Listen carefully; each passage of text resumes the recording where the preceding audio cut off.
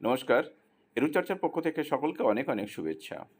এই মুহূর্তে সবথেকে চমকপ্রদ যে খবরটি রয়েছে সেটি হচ্ছে যে রাজ্য সরকারের শিক্ষা প্রতিমন্ত্রী পরেশ অধিকারীর মেয়ের চাকরি বাতিলের নির্দেশ হাইকোর্টের।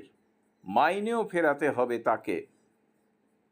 বর্তমান শিক্ষা প্রতিমন্ত্রী পরেশ অধিকারীর মেয়ে অঙ্কিতা অধিকারীর স্কুলের চাকরি বাতিলের নির্দেশ দিল কলকাতা হাইকোর্ট।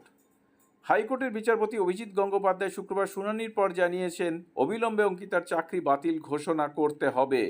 সেই সঙ্গে গত ৪১ মাস ধরে অঙ্কিতা অধিকারী যে বেতন পেয়েছে তা ২টি কিস্তিতে ফেরত দিতে হবে। মামলার নিষ্পত্তি না হওয়া পর্যন্ত ওই টাকা রেজিস্ট্রার জেনারেলের কাছে জমা থাকবে।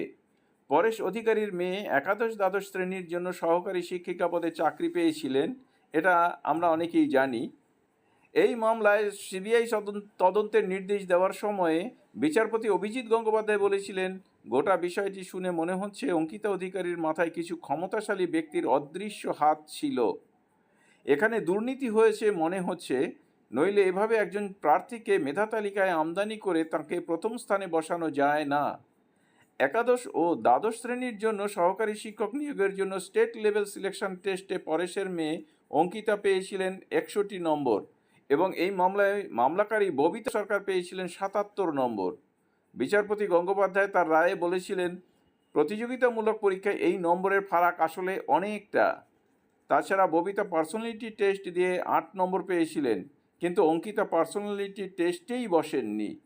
এর থেকে সাফ বোঝা যাচ্ছে যে অঙ্কিতাকে মেধা তালিকায় আমদানি করা হয়েছিল।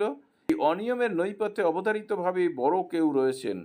বস্তুত হাইকোর্টের নির্দেশে সেই বড় কেউ তথা অদৃশ্য হাতের সন্ধানে এখন নেমেছে সিবিআই, আর সেই তদন্তের উপর প্রতি মুহূর্তে নজরদারি চালাচ্ছে কলকাতা হাইকোর্ট, যাতে তদন্তে কোনো ঢিলেমি না হয়।